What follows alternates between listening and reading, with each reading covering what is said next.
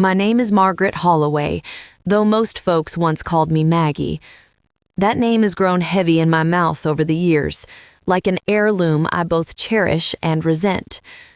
I say it to myself sometimes, in the loneliness of my room after midnight, as if I need reminding that the woman inside me is still alive. Some days it feels like she died long ago, when the world carved itself into two halves, before Victor Crane and after. Before I dive into this story, drop a comment letting me know where you are watching from. Hit that like button and subscribe if you want more stories about finding strength when you need it most.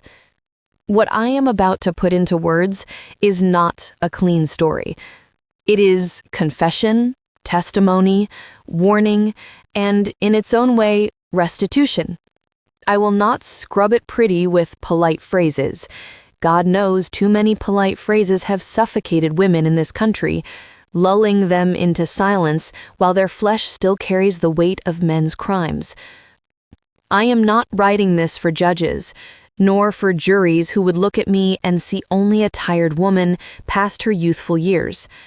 I am writing it for myself, and for my daughter, should she ever read it. If the law comes for me, then so be it. But what they call crime, I call surviving. What they would name murder, I name justice long deferred. It happened on the day of my Rebecca's wedding, a day that should have been nothing but light, lace, and joy. A day meant for beginnings, for laughter under white canopies strung with fairy bulbs, for promises that outlast seasons. Instead, that day carried the end I had been rehearsing in my bones for nearly 2 decades. Yes, I killed a man. I will not bury the truth beneath suspense. I drove a knife through Victor Crane's ribcage in the cellar of a vineyard while the band played love songs 50 feet above us. His blood leaked into the earth while my daughter danced her first dance as a married woman. Some might gasp at the audacity of it. Some may call it barbaric. But when you have lived as I have lived, stripped, betrayed, widowed by a coward's knife, forced to raise a child under the shadow of fear and silence, you learn that certain endings are not barbaric at all. They are merciful. Even now, as I put pen to paper, I do not feel regret. My hands do not tremble when I write his name. What I feel instead is a curious stillness, as though the world has finally stopped twisting against me.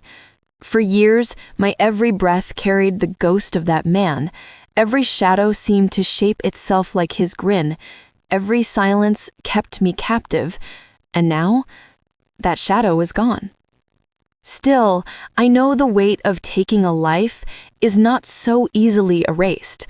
I feel Anthony, my husband, beside me in the kitchen sometimes, his blood-soaked death etched into every knot of the wooden floorboards from our old home. I feel Rebecca's small hand in mine when she was just 10, and trembling, her voice whispering, "Mama, is Daddy going to wake up?"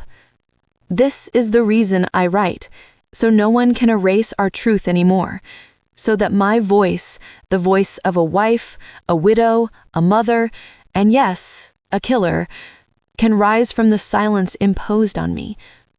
I will take you back to the beginning, to the mountains of eastern Kentucky where I was born, to the time when my world was still whole before I knew the name Victor Crane. Perhaps by the end, you will not only understand why I did what I did, but you'll feel the fire of it in your own belly. Because revenge, you see, is not born in a moment. It grows like a vine, curling slowly, waiting, choking, until one day it demands the open air. And mine found its air on Rebecca's wedding day. I was born in the mountains of eastern Kentucky, in a town so small that outsiders sometimes mistook it for a cluster of shacks lost in the holler. My daddy used to say the coal beneath our feet was the only wealth we'd ever see, though for most families, it was more curse than blessing. Coal blackened the lungs of men before they turned 40 and left widows to scrub life out of washing boards long after the company had taken its pound of flesh. Yet, for all its hardships, that place was my cradle. I remember red clay mud on the hems of my dresses, the sweet sting of honeysuckle on humid evenings, lightning bugs flickering like God himself was stringing lamps just for us. Nights were filled with fiddle songs leaking out of porches, voices carrying hymns even when bellies went half empty. My daddy was the hardest man I knew, but not cruel. His name was Samuel Green, and his hands looked like someone had carved stone into the shape of fingers.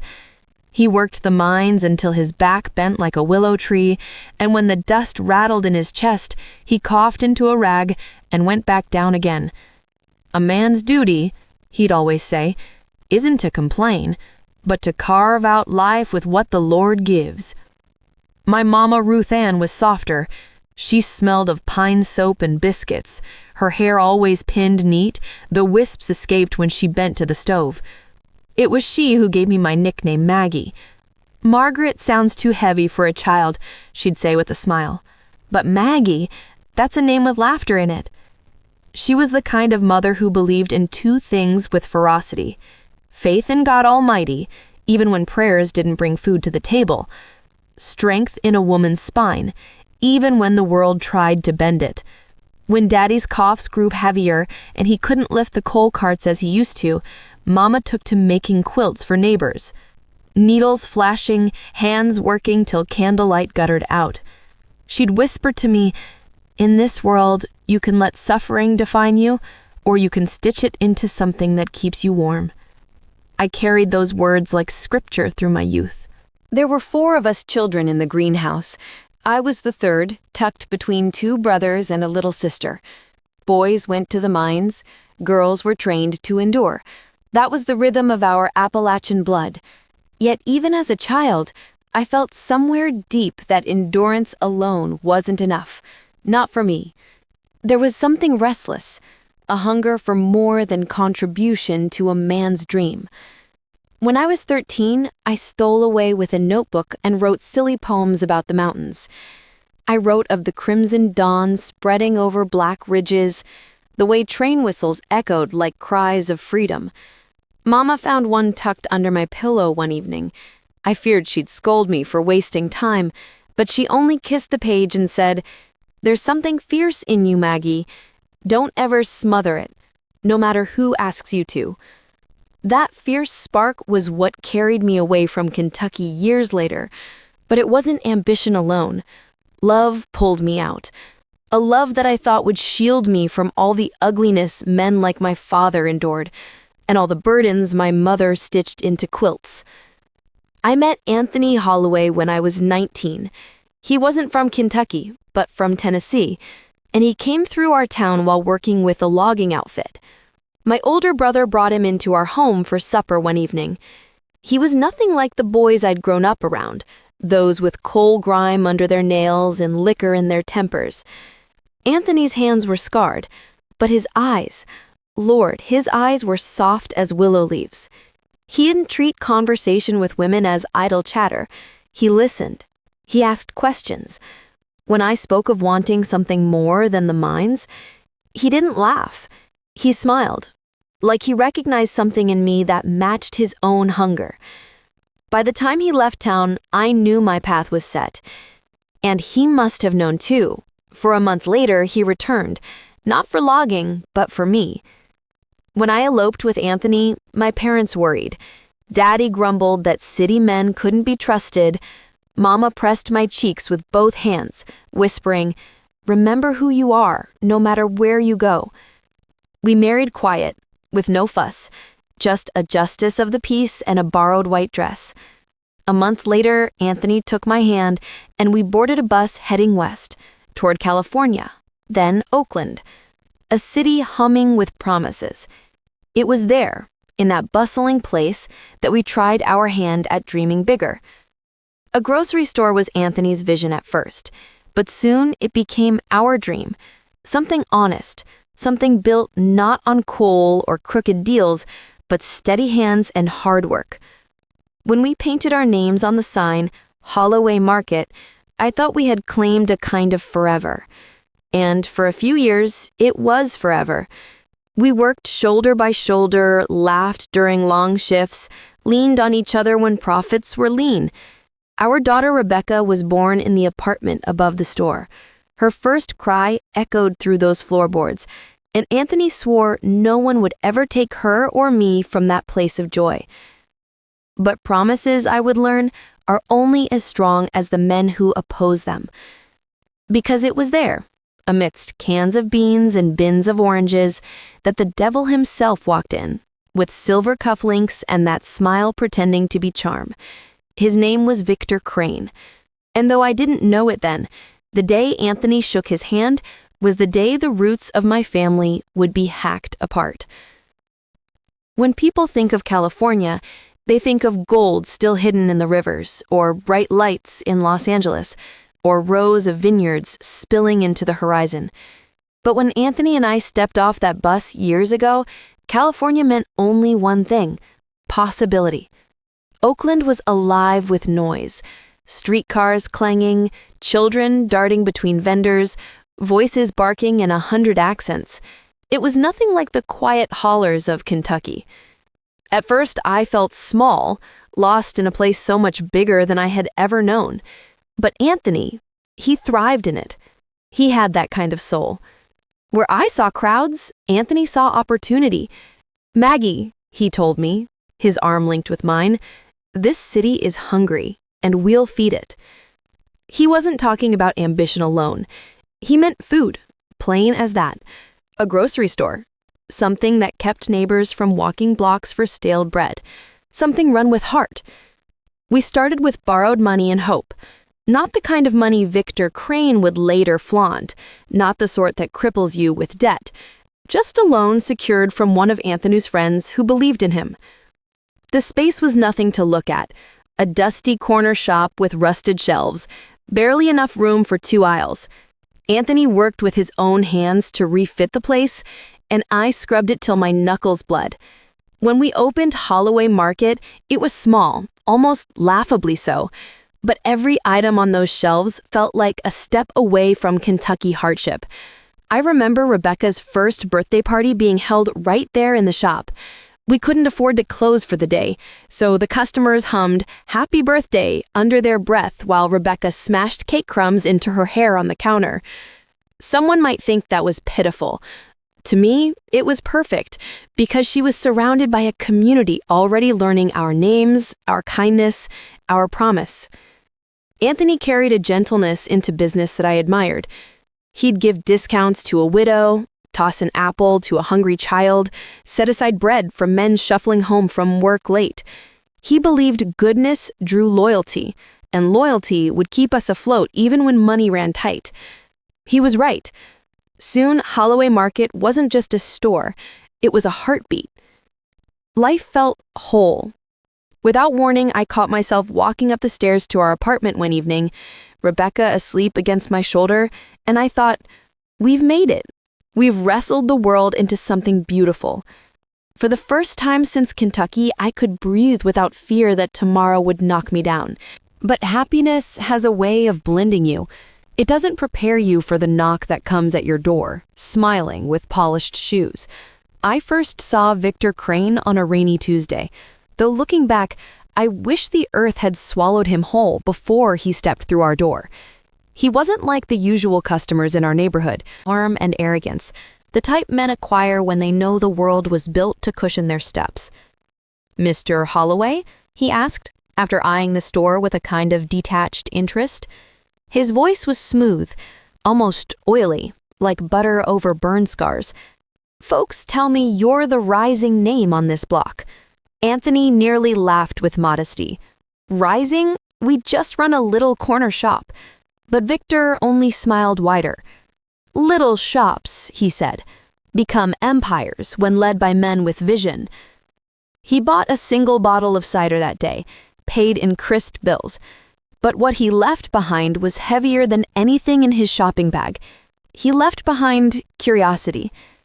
Over the weeks, Victor returned, sometimes for wine, sometimes just to chat with Anthony. And though I tried to ignore him, something in me recoiled each time he crossed the threshold. It wasn't his eyes.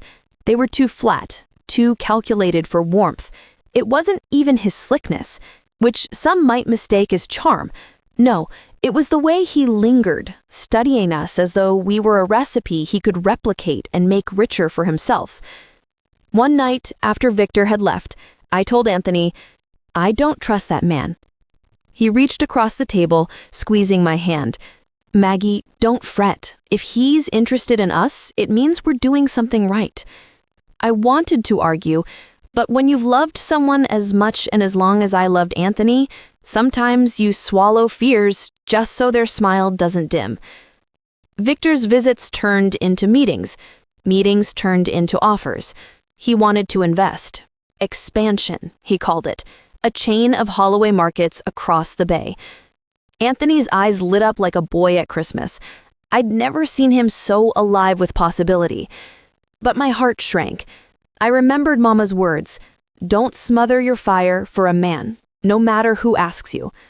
And yet, I smothered it. "Do you really trust him?" I asked quietly one evening when Rebecca slept in her crib. Anthony kissed my forehead.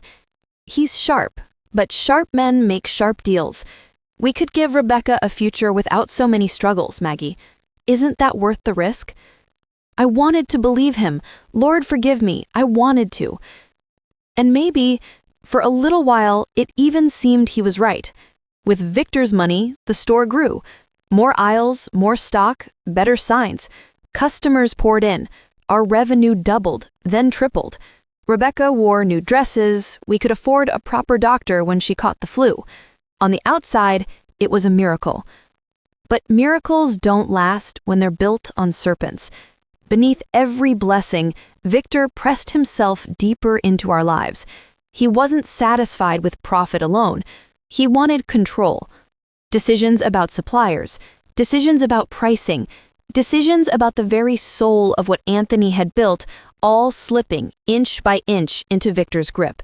And though Anthony began to hesitate, Victor always found a way to charm him back into agreement, or pressure him, or shame him. By then, I had already decided. Victor Crane wasn't here to build us. He was here to consume us.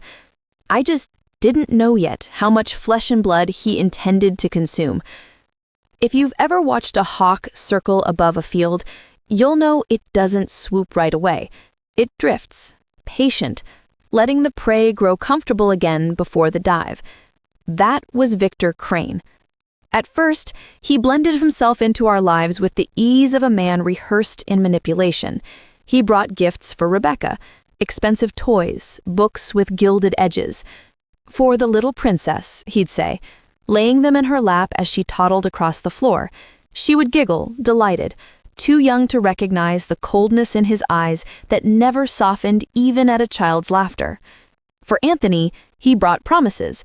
More loan money at low interest, introductions to business contacts slick enough to grease entire boardrooms. He spoke of Holloway Market as though it were his own blood, though he never set foot behind a register or hefted a crate of oranges. And for me he brought words. Words like knives hidden beneath flowers. Compliments delivered too close. Glances that lingered half a heartbeat too long. "You keep this store alive, Maggie," he told me once when Anthony was stacking milk crates in the back. A beauty and a backbone. Rare combination. I stiffened, managed a polite smile, but his praise felt less like acknowledgement and more like possession. When he left that evening, my hands trembled so badly I nearly dropped the plates I was washing. Something about him churned my stomach. I told Anthony again, pressing him, "There's something wrong about Victor. He doesn't look at us like partners. He looks at us like prey." Anthony sighed. He loved me. I never doubted that. But men, especially good ones, sometimes blind themselves to wolves because they believe the world runs on the same honesty they do. "He's ambitious, Maggie. Doesn't mean he's dangerous. If this works, we'll have enough to send Rebecca to college one day. Isn't that worth some discomfort?" I bit back my warning, but a voice deep in me whispered, "You'll regret this silence." As months passed, the balance shifted. At first, it was subtle. Victor changed a supplier, arguing we'd save on costs. Then he changed our prices for competitiveness. Then he suggested new hires, his people, not ours. Before long, our books were tangled with his funds, our debts layered beneath his contracts. And yet Anthony, though increasingly weary, clung to the belief that this was just growing pains.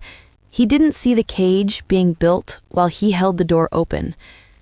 One night, as we closed the store, I found Anthony staring at the ledger, his brow furrowed. "It doesn't make sense," he muttered. "The profits look strong, but somehow we're falling behind each month." "Victor," I whispered. The word tasted like ash. Anthony rubbed his face. "I can handle him. I just need more time." But love blinds, and Victor counted on that blindness. The first time Victor revealed his fangs was late summer. Hot night, the air sticky enough to glue your clothes to your skin. Anthony had gone to a supplier's warehouse with Victor, leaving me to close up shop. Rebecca was asleep upstairs, her chest rising and falling quietly. I was sweeping the aisle when the bell above the door clanged. My heart jumped. I didn't expect anyone so late. But it was Victor, alone. No smile this time. "You shouldn't leave the store unlocked, Maggie," he said, casually, sliding inside as though it belonged to him. I tried to mask my fear with irritation. "What are you doing here? Anthony's not back yet." He stepped closer, the smell of cologne rolling off him thick as poison. "Anthony's busy. I thought we might talk. Just the two of us." Every instinct screamed. I tightened my grip on the broom handle. "There's nothing to talk about. You should leave." He tilted his head, studying me like an insect trapped under glass. Then, without breaking eye contact, he reached behind the counter and plucked an apple from the basket. He took a slow bite, chewing like he owned the air between us. Then he tossed the half-bitten apple onto the counter and walked toward the door. Just before stepping out, he turned back. "You'll learn to trust me, Maggie. You don't have a choice." The bell jingled as he left, and in the silence that followed, my heart pounded with a new truth. Victor Crane wasn't just dangerous for business. He was dangerous for us, for Anthony, for me. From that night forward, I began sleeping with a kitchen knife tucked beneath the mattress. Anthony noticed my haunted eyes, but when I told him Victor wasn't the partner we thought he was, he only sighed with weary frustration. "I know he's cutthroat, Maggie, but what can I do? He has us tied in paperwork, debt, contracts. If I push too hard, we could lose everything." I wanted to scream, "Better to lose a store than lose your life," but my throat caught. My silence became a co-conspirator to fate. And that silence, unbroken, would one day cost Anthony everything. Some nights stain you so deeply that even God himself couldn't wash you clean. That night still plays in my head, not like memory, but like reliving. The sound of a door swinging open with false familiarity, the smell of sweat mixed with fear, my daughter's tiny gasp at the sight no child should ever see. These are the scars I carry, invisible but deeper than bone. It was autumn when it happened, a restless evening heavy with the sharp scent of rain. Anthony had gone out to meet Victor at a downtown office building over what he claimed was a final negotiation. "Just one last meeting, Maggie," he promised, adjusting his collar as he kissed Rebecca on the head. "I'll make sure he stops pushing us around." I remember the unease curling through me, the weight of dread on my chest. Don't go alone. If you must go at all, take a lawyer, take a friend. But Anthony only smiled, that gentle, stubborn smile. "Trust me, we'll be okay." We weren't. Hours passed. Rebecca had fallen asleep in her little bed, clutching her ragged stuffed bear. I was in the kitchen, washing the supper dishes. The hiss of running water drowned out the city hum outside. That's when I heard the first knock. It wasn't Anthony's knock. His was always light, rhythm like a little tune he'd tap just to let me know it was him. This knock was heavier, forceful. My stomach churned. I wiped my wet hands on my apron and froze, the dish towels still clutched in my fingers. "Maggie," came Victor's voice, smooth, confident. "Two at home on my porch." I felt my blood run cold. I didn't open the door. "Anthony's not here," I said firmly through the wood. "I know." Another knock, slower this time. "That's why I came." Every instinct screamed at me to bolt it shut and call for help, but pride, stubborn Kentucky steel, wouldn't let me show fear. I cracked the door, keeping the chain lock on. His face appeared in the gap, rain glistening on his hair, his suit perfectly dry under a long coat that probably cost more than 3 months of our rent. "May I come in?" he asked, as though manners made any difference when the devil himself asked politely. "No," I snapped. My hand shook on the doorknob. "Get off my porch." He smiled. "Now, Maggie, that's no way to speak to your business partner." His gaze slipped past my shoulder toward the soft shadows inside, toward Rebecca's bedroom door at the end of the hall. "Besides, I think we both know Anthony won't be joining us anytime soon." My heart clenched. "What have you done?" He didn't answer. He leaned closer to the gap, his eyes hungry. "Open the door. Don't make me turn a request into something uglier." I don't know what broke in me then. Maybe fear, maybe defiance, but I shut the door hard and turned the lock. My chest heaved. I wished Anthony was there. God, I wished Anthony was there. But then the door burst open with a force that snapped the chain clean from the frame. Victor stepped in. I won't put into neat words what happened in those minutes. What he did in that kitchen, the cruelty I endured pressed against the table I'd set suppers on for my family. Some things don't belong on a page, not out of shame, but out of refusal to give him the dignity of detail. All you need to know is that when it was over, I was broken on the floor, the smell of rain still clinging to him, my blouse torn, my dignity shredded. And Rebecca, my sweet child, was standing down the hallway, her tiny face pale, her stuffed bear sliding from her hands. She saw. That was the true cruelty of it. Not just the violence against me, but forcing a child to witness it, forcing innocence to drown before it had even learned to swim.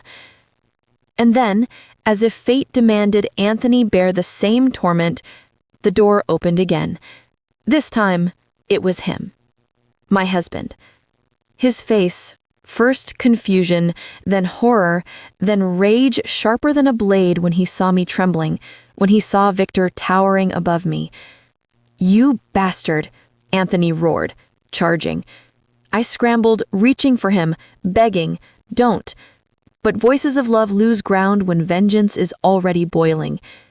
Anthony threw his fists at Victor with everything he had, years of hard labor giving him strength. For once, the wolf looked startled. Blood spattered his lip, his nose broke. Part of me, God forgive me, felt almost relief. But victory was not to be ours that night. Victor pulled something from under his coat, a knife. Not some kitchen blade, but a sleek, curved thing, the kind carried by men who already expect to use it. "Anthony," I screamed, but it was too late. The cut was quick, merciless. His hand slashed upward into Anthony's ribcage. My husband gasped, staggered, his eyes wide in shock. He tried to keep fighting, but his body gave out, blood blooming across his shirt like cruel roses. Rebecca screamed. The sound of it. Lord, it hasn't left my ears in all these years. Anthony fell to the floor, his body convulsing before stillness claimed him. His eyes, those willow-soft eyes that had once promised me forever, stared glassy into nothing. My heart shattered that night, not with a cry, but with silence so loud it crushed me. Victor crouched, his face close to mine, calm as a cobra. His words I will never forget. "Silence will keep her alive," he whispered, nodding toward Rebecca. "Try anything else, and she grows up like her father." Then he walked out, leaving us in a house soaked with blood and grief. I crawled to Anthony, my hands pressing against the wound as if I could dam the river spilling from him. My tears fell hot on his lifeless skin. Rebecca clung to me, sobbing, her small hands gripping my torn sleeve. That was the night my fire stopped being hope. It became revenge. When dawn came after that night of blood, I felt like the earth itself had shifted beneath my feet. The sun rose on a world Anthony no longer breathed in, on a home that was no longer a home, but a crime scene soaked with memory. I moved through the hours like a ghost, my body in motion, yet my mind locked in disbelief. The police were called, but not by me. A neighbor heard the screams. When officers arrived, I clutched Rebecca close as they asked questions. My face was bruised, my blouse torn, my hands stained red with the blood that had pooled beneath Anthony. I tried to speak, but the words came broken, stuttering. "Who did this, Mrs. Holloway?" they asked me, pad and pen eager, as though the right name might fix everything. And I said it. Victor Crane. They exchanged glances, looks heavy with skepticism. Victor was wealthy, connected. Even then, I saw in their eyes the quick calculation, a bruised immigrant-descended housewife against a polished businessman with money enough to bury truth. Hours bled into days. They investigated. They asked for proof. They asked for witnesses. But Victor was careful. He had polished his alibi like a silver spoon. Not a soul could place him at my house, and contracts showed Anthony had business disputes that could explain his murder in the eyes of men who didn't want to listen. The assault, they treated that with even colder dismissal. They circled the details, nodded in false sympathy, but no charges stuck. Rebecca was just a child, and when they asked her, her trembling words came halting. The man, hurt Mama. Daddy. She burst into sobs before finishing. The officers patted her head gently, but their notes carried no urgency. In the end, it was written down as a domestic altercation that turned deadly. No indictment, no trial. Victor Crane walked free. I realized then that I could not stay. Not in Oakland, not in California, not anywhere his shadow stretched. If the law could not protect us, then distance was my only hope. So within a week, I packed what few belongings I could. Photos of Anthony, Rebecca's stuffed bear, a quilt my mama had made me. Everything else I left behind in that cursed house where laughter had been cut short. Rebecca was quiet as we boarded a Greyhound bus north. She didn't ask questions, not yet. She only held my hand so tightly my fingers ached. Her eyes, once brimming with curiosity, had already learned shadows. That broke me more than any bruise on my body. We rode for hours, the bus winding its way up highways blurred with mist. I remember pressing my forehead to the glass, watching the coastline fade in and out as we passed cliffs and ocean. My reflection stared back at me, hollow cheeks, swollen eyes, a woman carrying grief heavier than her suitcase. In that reflection, I didn't see Maggie anymore. I saw a stranger, someone who had buried her first life and was trying desperately to protect her second. We got off in Portland, Oregon, a city with its own rain, its own rhythm, far enough I thought maybe, just maybe, Victor would forget us. Starting over was less forward stride and more scraped knees and bleeding palms. I found a small apartment with peeling paint and a leaky ceiling. To Rebecca, I called it temporary, but inside I knew it might be forever. I picked up work waitressing at a diner, cash under the table, the kind of pay no one records, the kind Victor couldn't trace. At night, when Rebecca slept, I sewed clothes to sell at flea markets, my mama's steady hand guiding me across every seam in my memory. I built us a life that was stable enough to breathe, but not quiet enough to be found. That was the rule. No drawing attention. Keep your head low, pay bills on time, smile just enough, but never too much. Silence became my shield. Rebecca went to school, though she never again was the same girl she had been. She started clinging to me longer at drop-offs, her eyes darting at the faces of strange men. She hated loud knocks at the door. She would wake screaming from nightmares, calling out for Anthony, and sometimes for me, as if she dreamed that I too had been taken from her. I did my best to soothe her, whispering promises even as I doubted them. "You're safe, baby. Mama will always protect you." Inside, I burned with shame, because I knew protection was only fragile, paper thin. I carried guilt heavier than grief, guilt that I hadn't been able to stop that night, that Anthony had died defending me, that Rebecca had seen cruelty no child's eyes should hold. I blamed myself for every fear twitching in her little body. But that guilt also became fuel. Something hardened in me after Oakland, something sharp, a vow, stitched into my marrow. One day, Victor Crane would pay. Years turned into a rhythm. Work, school, sleep, repeat. We learned to live while not truly living. And still I waited for his shadow. Every unexpected envelope in the mail, every stranger by the door, I braced myself, ready for him to come and finish what he started. But he didn't. He was building his empire elsewhere, leaving me and Rebecca in our tiny orbit. I raised my daughter into her teenage years, then into her womanhood, on the bones of silence. She learned to smile again, though it was slower, gentler. She grew intelligent, cautious, sometimes too kind for the world.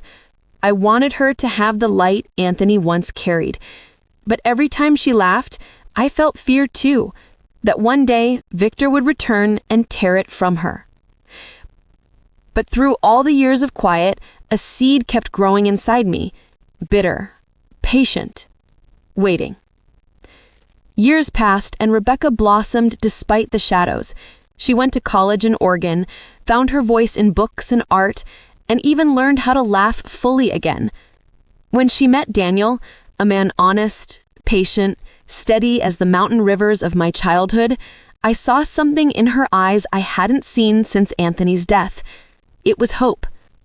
Their engagement filled my days with nervous joy. I sewed her veil myself, lace patterned with flowers that reminded me of the quilts Mama used to stitch. For the first time in decades, I felt the past loosening its grip, as if maybe silence had finally bought us freedom. But freedom never comes cheap. One morning, weeks before the wedding, I was picking up pastries from a downtown bakery, and I saw him, Victor, across the street. Older now, silver threading his hair, but eyes as cold as ever. He lifted a coffee cup toward me, a mockery of a toast. I went cold. 2 decades had passed, but wolves never lose the scent. He had found me. For nights after, I lay awake replaying that smile. Would he ruin Rebecca's wedding? Would he harm Daniel as he harmed Anthony? Would my daughter find herself alone the same way I had been? I vowed then, not this time. No running, no silence. If he came, it would end with blood.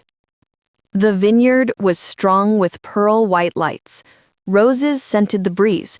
Rebecca twirled in her dress, veil trailing behind her like heaven's own cloud. I kept my tears quiet behind my smile. And then my eyes found him in the crowd. Victor Crane, black suit, silver tie, sitting in the back row, pretending to belong. The ceremony blurred. My heart pounded through the vows, through the kiss. Rage boiled beneath the lace and laughter.